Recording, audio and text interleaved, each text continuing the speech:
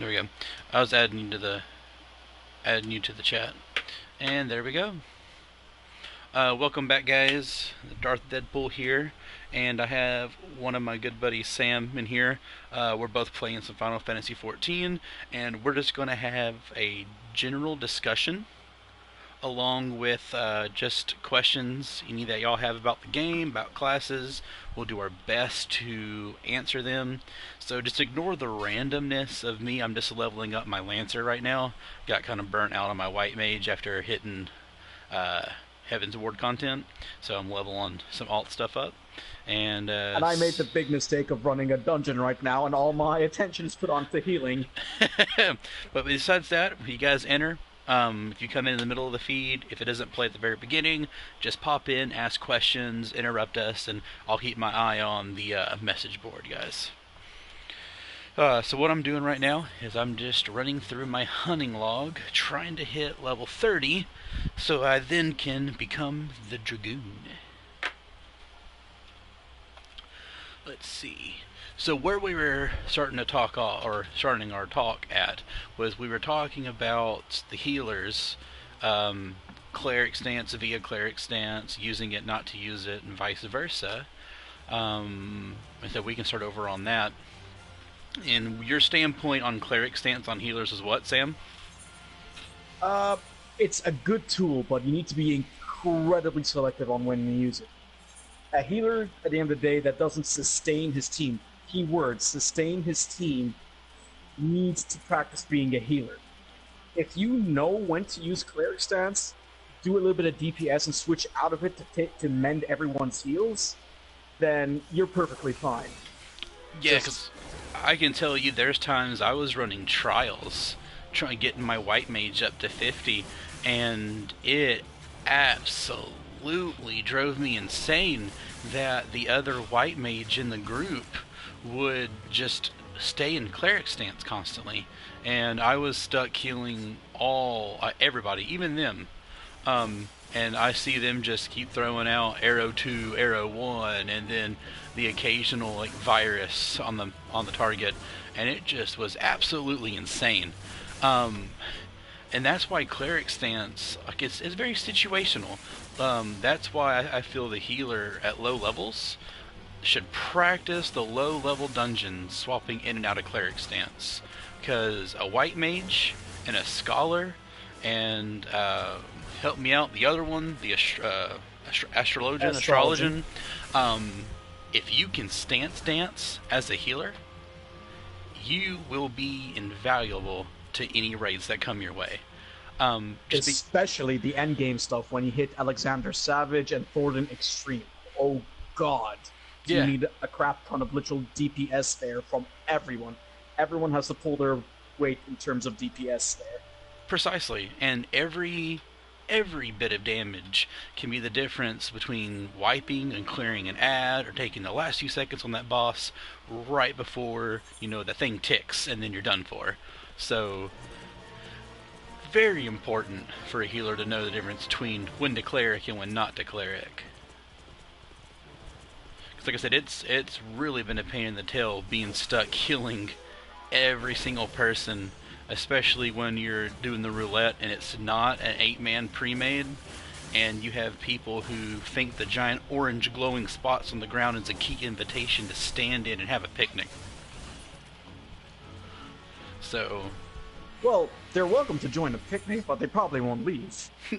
No, more than likely not. Speaking to go join the picnic, okay. Okay. Did the dots click? No, not the dots. It's just one of the DPSs in dungeon that I'm running. Well, literally, I was about to pull the boss without the tank around. Yeah. Let's see. I think these guys are over here. But yeah, so far, Lancer, I've enjoyed it. I tried Pugilist, I did Rogue, I got my Rogue all the way to 30. I even took Pugilist to 13, and I didn't really like the Pugilist. People told me I didn't give it enough time, and I was fresh in the game, but my heart was set on ninja. I was like, all right, I'll just start off a pugilist. I'll run it to 15. I'll swap over to rogue and take that rogue to 30, and we're set. We're done. I'll be a ninja for life. Nothing else. And then I got ninja to 30, and I was like, really? All the ninja at level 30 is just... I'm gonna run around, do some Naruto looking hand signs, and throw some shurikens, and it really got me depressed with the ninja class. I was like, really, guys, come on. And then after reading up on it and seeing the utility that the ninjas use in game, it's irreplaceable in a raid group as well. Because watching Mr. Happy has some amazing videos, absolutely amazing videos. If you're having trouble picking the classes that you want to play, and overall, like Final Fantasy 14, in my opinion, it's a great MMO. It is subscription based, but it's to me, it's up there. I absolutely enjoy it. I like the ability of not having to create multiple characters. I can have one character who can do everything, so I don't have to worry about buying character slots or rolling one or the other. It's all just in this one character by just swapping weapons. Looks like I got invited to a full party. We're doing this fate out here. But the bad thing is, this fate has some of my hunting log people, and I'm waiting for them to respawn.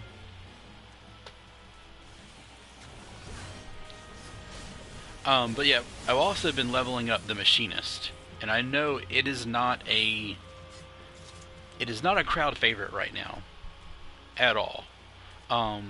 People were really. They were super hyped about it. I know I was hyped about it pre Heaven's Ward. Like when I heard about the new classes, Dark Knight, Astrologian, and Machinist, I was like, dude, this is going to be absolutely fun. I'm totally going to get back into the game whenever Heaven's Ward came out. And all that was nice, fine, dandy, got the Machinist. I love it. I love the Machinist. I say I love it. I'm only level 32 on it. But I love how it reminds me so much of Guild Wars 2's Engineer. Like, it truly does. It reminds me of the Engineer using the pistol, and you get the turret system set up, and it feels like it shouldn't belong in a fantasy game, but the lore and everything behind it, if I'm not mistaken, puts it perfectly within a Final Fantasy game. And well, you could always argue that the Machinist has always been around. Like, if you think about the lore of Final Fantasy, Sid Highwind, one of the titular characters who's always been a mainstay of the series, has always been, fit on the machine side of things, if that makes any sense. Oh yeah, it does. And now I'm stuck trying to find this last... I know the camps are around here. But yeah, like, the Machinist is really good. Granted, though, it doesn't have the utility that the Bard has, by any means. Like, yeah, it has the... Yeah, it has the whole...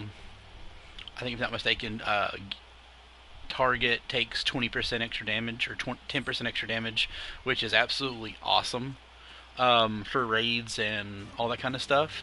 But the Bard does the same exact thing with some of its songs, and not just that, it can actually refill people's mana, refill the parties and the raids TP. It just has a lot more utility in game than the Bard. Than the Machinist. The Bard has more than Machinist. And not just that, but the Bard also outputs more damage than the Machinist right now, number-wise. Which makes me really sad, because it's almost like after Bard got all these fixes and these patches and these updates and vice versa, and they kept going on Bard, the Machinist kept dropping lower. And the Machinist wasn't strong to begin with. And then now it's nowhere near tier to do anything. Which is why I'm super stoked at the end of this month when I think it was patch 2.3 or 3.2, whichever it is, comes out at the end of this month. I think around the 27th or so. The whole 23rd. 23rd, the whole rework's coming. They're reworking tanks. Paladins getting a new work, some skills getting changed. They're fixing the astrology and shuffle method. They're not calling it shuffle anymore. They're calling it something else. They're doing a whole lineup of stuff for this, and it's so good. If I'm not mistaken, they're also bringing in more PvP methods, and also changing the way PvP is to try to get more people to PvP. Because for those who don't play Final Fantasy, you say, "Hey, let's PvP," and the first response from who? Final Fantasy PvPs? Oh, you mean the thing I had to do for that quest? You know, go to the Wolf's Den. So a lot of people don't do PvP outside of their dailies and stuff, and they just do it. There is a small group, but like if you go for percentages, like other MMOs, majority of these people who play Final Fantasy are not playing Final Fantasy for the PvP. Well, PvP in MMOs has always been sort of this controversial thing. Okay, so you can do PvP, and that, hooks a few people in. But you miss out, like, such a big part of the content. I mean, all that story. Well, you can do both. Like, back in the day when I played World of Warcraft... Oh, absolutely. No reason why not. Yeah, like, my thing is, they have in-game PvP, which builds you, like, PvP armor and all that kind of stuff. So, overall, I love PvP. That's what I did in my spare time when I hit max level, because I didn't like doing raids. Like, I didn't get big into the raids and raid systems until... Oh, this is going to be bad, sorry. I didn't get big into the raid stuff until way later. Like, I enjoy the dungeons, because, hey, they help me level up faster. But... I'm gonna probably have to run from this. Oh god. Oh maybe god. not. Oh god. But overall... Oh, it's all good. But overall, though, I really enjoy PvP. To me, it gives you a break from the ever-grinding quests of MMOs. Like, it's something else there. Like, you have all the filler stuff that you can do, such as the...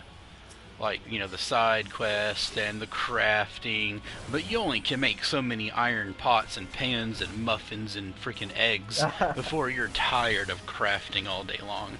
And well, yes, you say that, but then crafting plays a big component of trying to get your anima weapon at the very end. Yeah, I think sorry, go ahead. Finish your thought. Like, yeah, that is, it's great, but that's still... you're still grinding. It's the same thing where, yeah, I'm leveling this and I'm leveling that. It's still to the same point of you have to grind the levels. And to me, the more I have to grind at something, the less appealing it becomes to me as a player. Like grindy games, to me, I want to be immersed in it.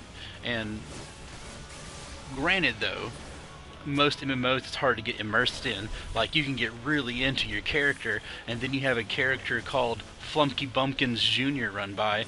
That can tend to take you out of the MMO fantasy immersion, that, like, the whole picture. But granted... X Sephiroth, SXX Sephiroth. Yeah, my name, is Cloud X _ Cloud, my favorite. A different kind of stuff, like all the crazy things, like... you see on PlayStation and Xbox. Like, today I was playing in Star Wars Battlefront, and it was... I got killed by Crazy Cat Lady 69. I'm sorry, but the dude named himself Crazy Cat Lady. That's hilarious as all balls. Yeah, or Wi-Fi 9000. So, like, a lot of people... There's creative, and then there's, like, stupid shit. Yeah, and Who to wants me, to get killed off by their internet connection? That's just degrading. Most people who choose a DSL connection. But overall, though, like I said, PvP for me, I know this is going to sound really horrible when you say it, to me, nothing was greater than after, having a long day at work, coming home and making people angry at PvP. Like, I'm not saying I was an amazing PvPer, but I enjoyed PvP. I loved being able to fight against other players. I love that player versus player skill based kind of the umph you get, the drive you get from. That's why we play. People play Call of Duty online. That's why people play Halo online and like other things.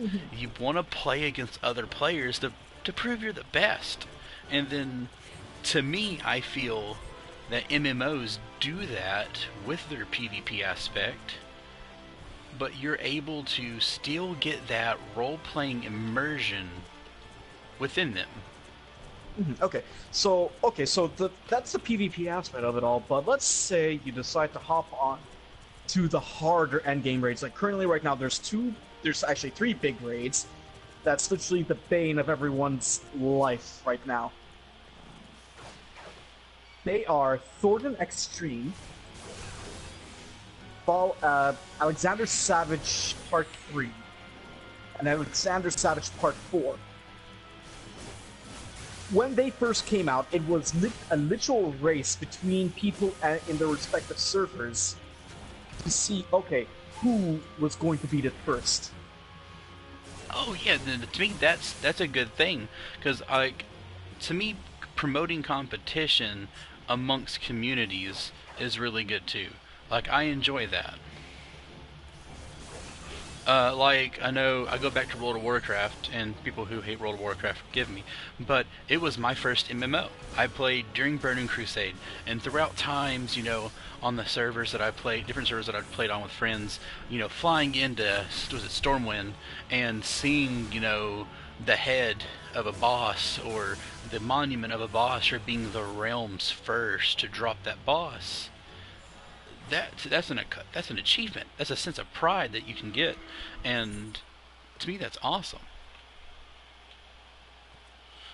Let's see: Southern Thanalan, South Shroud, Silent Arbor. Oh, for God's sake, this black mage is gonna get me killed.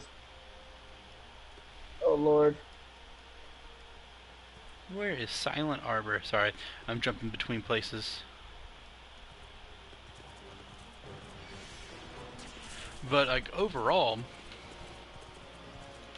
I'm stuck again. Like, to me, that's awesome. I enjoy that kind of stuff. To promote healthy competition and vice versa, to me, it helps make a game thrive, because, in all honesty, the game can be great, but the community could suck. And having Look at what happened to World of Warcraft. The community's damn right just toxic. Not like Final Fantasy gets any better. I have met my share of toxic people here as well. To me, there's only one group of people, and I'm probably going to get a lot of flack for saying this. I personally, after playing video games for a very long time, there is only one group of people that their community is more toxic than any other game community that I've seen. And that's MOBA players. Oh, let's not touch that particular end of the stick. Like, communities, and I know we're kind of chasing a rabbit here, but like, a community... Well, we're literally going for the low-hanging fruit. But my thing is, a community can make or break a game. Like, I remember, World of Warcraft first came out, and Guild Wars 1 first came out, and all these different games, they were great, but a community of people can change the outlook and change the course of a game. Like, it can. Absolutely. Like, I guarantee you, if Final Fantasy was full of nothing but 6 and 10-year-olds who run around and don't want to do anything, the game itself wouldn't be very successful. Even though, maybe sales might have been up and vice versa, the community can drive new players away. And that's where that's where you have to be careful. But kind of chasing back a little more to Final Fantasy, get in touch with it. So I got my white mage up to level 51. It's like a little tip over away from 52. Um, Hmm. and overall, the White Mage, I enjoyed it. But my biggest complaint is when you do dungeons or when you do um, trials and raids, even Hmm. depending on the group of people you play with, your rotation as a white mage after you cast your protect and your stone skin on everybody is cure one, cure one, cure one, cure one. Oh look, cure two procced, cure two, cure one, cure one, Okay. cure one, cure three. So here's the thing I find rotations are great for DPS because their entire job revolves around trying to output as much damage and knowing what combinations give you the best output. And oh my god, is that black mage trying to tank? Holy Christ! I'm sorry, didn't mean to startle anyone. Also, Anyways, I well, don't here's the know. thing Oh, sorry. with okay, I agree with rotations for DPS classes. For tanks and healers, I feel a little bit more flexibility is required. Exactly, because it becomes too repetitive. Hmm. I mean, it's like that. It goes back to that one little conversation that we had earlier: when to DPS and when to tank. Yeah, and like, also he's gone. The viewer left. Oh, sad day.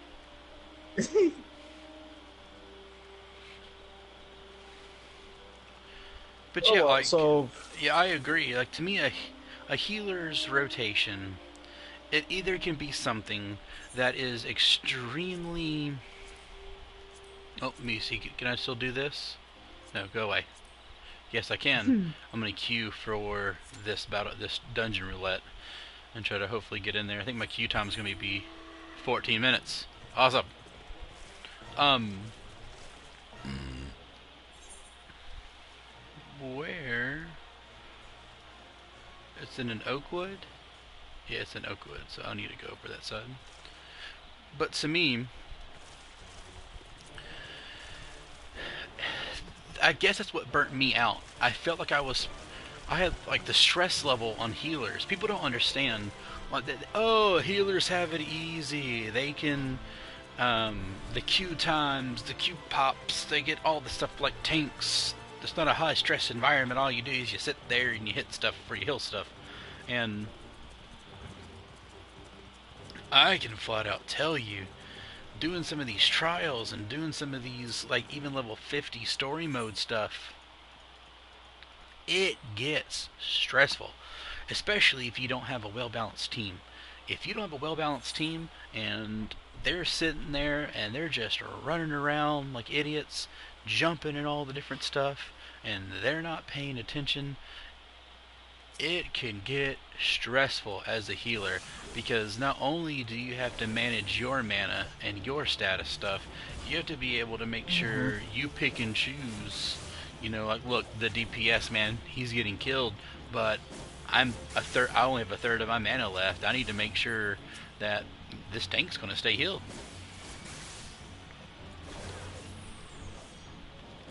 and the Absolutely. job can get stressful, especially when you have an overeager tank. Like the worst combination, in my opinion, is an overeager tank who's still really good tank.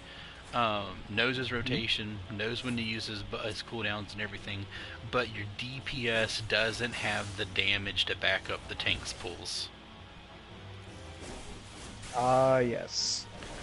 And to me, that is a extreme. Just it's a letdown because there's times I remember Well, running what is it, Stone Vigil, and is that the level 40-ish one? Because oh yeah, yeah, it is a level yeah, 40-ish one. that's the one with the dragons, the final boss in the castle.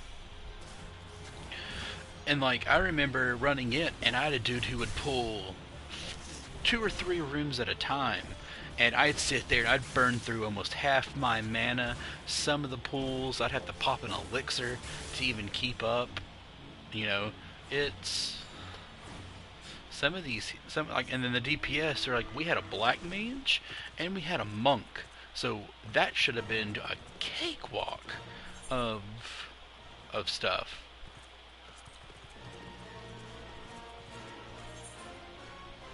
Hmm. Well, a big part of, well, what a lot of players don't realize is that tanks drive the speed of a dungeon.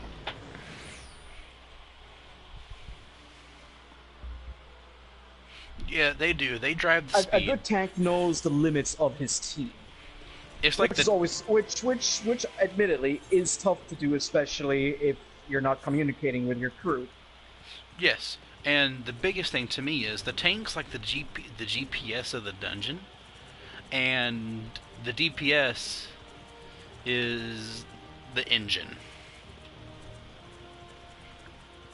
Mm-hmm. And if the DPS can't output it, man, if it cannot get there, if it cannot like get rid of that stuff, it is going to be a pain, especially in bosses when you're timed and you have to get this stuff out and you can't get it. Like, to me, nothing makes me even worse than just.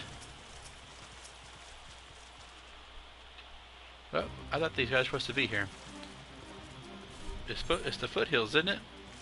The footfalls.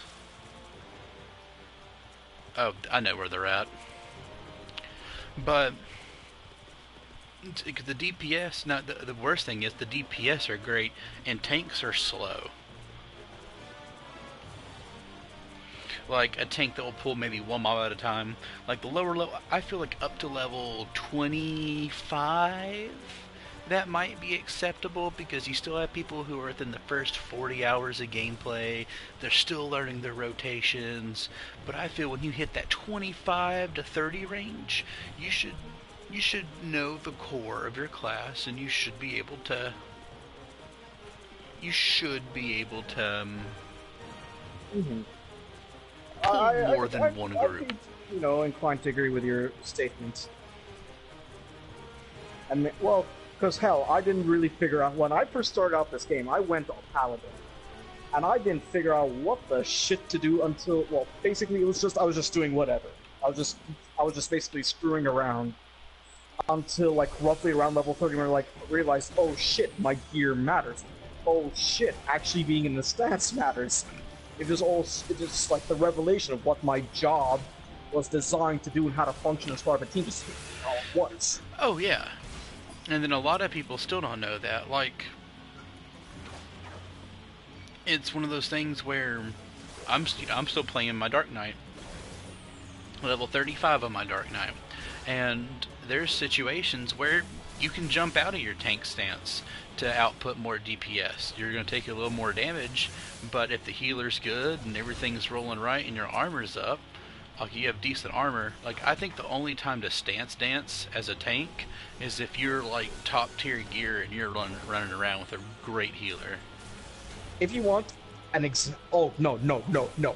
As someone who had to heal someone who did that bullshit, no, I downright disagree with that. No, if you are going to tank, you stay in your fucking tank stance. Do you have any idea how stressful that shit is? I had to do the fucking dust vision with a tank who stayed the entire time in Sword Oath and would not leave. Yeah. That was my worst healing experience to date. We also got to watch the F-bombs when we stream, just saying.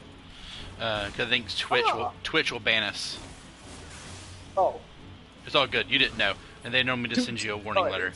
Okay, so I am actually a delight. I usually never get this angry. It's just this particular one hit a sore spot.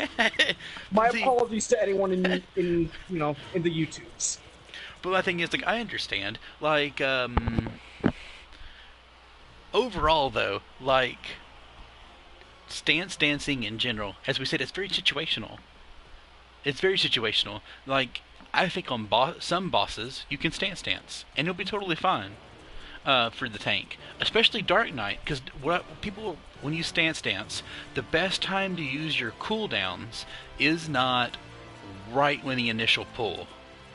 Because if you're going to stance dance, use those cross classes, use that sundering armor, whatever it's called, and use your other cooldowns that reduce it by 20%. Get those, pop those when you stance dance, so that way it is less work on the uh, on the healer because you still have that damage percentage um, reduction. Mm-hmm. Absolutely. But there again, situational. As someone who mains the Dark Knight, though, and this is just strictly my opinion, I don't really do the stance very much. What I do, however, try to focus on is, well, make sure that I always have Dark Side up. Now, this is very, very, very specific to only the Dark Knight, because the Dark Knight has the added effect of having a permanent stance that synergizes with his tank stance. The only time I would ever go out of grid to do a little bit of extra damage would be, as a very general example. Well, the Odin trial. For the Odin trial, for like the last 15% of the boss fight, like, you will need, without a doubt, to go full on just DPS, both the healers and the tank, and why is because the boss is not putting out any damage. If the boss is not putting out any damage, why even stay in a tank stance? Yeah, well, I guess like it's easier to stance dance when you are doing a trial. Mm-hmm. Because you have a main tank and an off tank. Now, if your main tank is... If you can main tank and you can sit there and you can keep everything rocking and rolling okay and it's all good and you're off tanking and you want to jump out of your dark side, that's the defensive stance, right? Dark side is the offensive part of the stance, and oh god. Now, I know there's one skill that you cannot activate while you're in your defensive stance, and that's the one that would be Blood Weapon. Blood Weapon. Yeah, okay, see, I know, but like I love Dark Side, because to me, if a good Dark Knight, if he can hold aggro in the initial beginning, go ahead and pop it, drain that MP. Mm-hmm.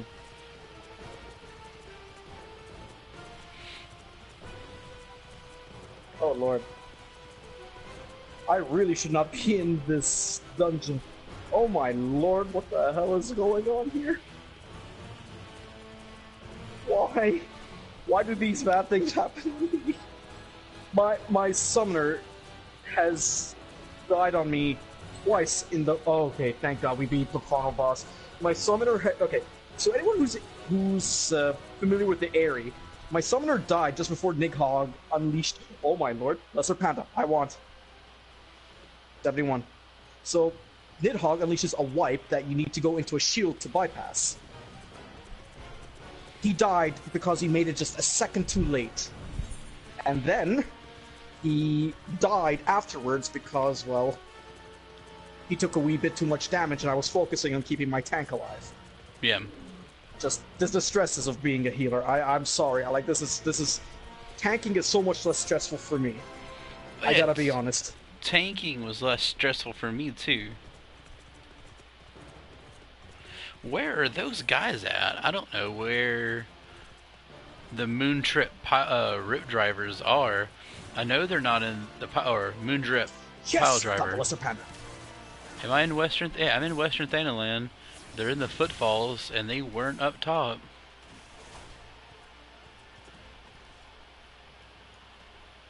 Man, they are up there. Oh my goodness. Oh boy. Alright, well, now that I'm actually done with this, aside from doing one more thing, I think, I really have no business being back on my main character. I could just switch back on good old Linus Hawthorne. It's up to you. I'm queued right now for a dungeon. I'm trying to get my daily roulette out of the way before tonight, because I'm gonna, however long you're gonna be on, we can take, like, whenever my fiance calls, we can take a small break, and then we can go back to streaming and talking again. And if you want to level up, well, see, here's the thing. Now that I looked at the time, and I'm in Canada, FYI, guys. Hey, So right now the time for me is like at 12 is like 12:30 a.m. and I got work in the morning, so Ah, I have about half an hour oh, it's all before good. I'm going to call it quits. So I think it'll probably be best for me just to stay here, finish my last daily, and then call it a night. Oh, it sounds good then. Um, Mm-hmm. I think she's calling in about 20, 30 minutes anyway. Um, All right. but overall, though, we've talked about tanking. We haven't gone into much tanking. We've mostly been talking about healing slash DPSing, and I think that's a really good, safe topic. And whenever, like, we could even stream tomorrow night and talk some more Oh, about, absolutely. ooh, I think we're going to actually need to be a bit more organized, like actually work out a set topics for each one of these sessions that we're going to have. oh yes, Like, definitely. let's be professional. One day we're gonna talk strictly about healing tanking. Let's talk about this and that, or how to approach this sort of thing, or that sort of thing. Let's actually have a plan. Oh yeah, that's normally always the plan. I was just going to talk about DPS tonight, but I didn't even get to hint Ah. on it much. Well, I guess like we can. The topic just naturally veered away when we hit Scholar at the beginning. But anyways, that's besides the point. Oh, ooh, I accidentally died. Oh, wait, in the overworld? No, I thought I popped my health potion before, but I accidentally stopped in the dude's AoE, and he got me killed. Western Thanalan up near the footfalls, level 20. I got to kill the level Ah. 24 guys, but what we can do is, excuse me, we can go ahead and call it tonight for the streaming. Since he's done with his dungeon and I'm pretty much getting ready to start mine, we can go ahead and call it a night. Thank you all for watching. If you're watching the live stream, if you click on the video and you listen to it all, just like, comment, subscribe. Have any questions or any positive feedback or constructive criticism, just let me know, and we'll keep doing this some more and get to the point where we'll run raids and all that kind of stuff too. And if you guys have any questions during the broadcast, just hit it up in the little message box, and I should be able to see everything that pops up, and we can answer questions you guys have about the game. Alright, man, this is Darth Deadpool, and I will talk to y'all later.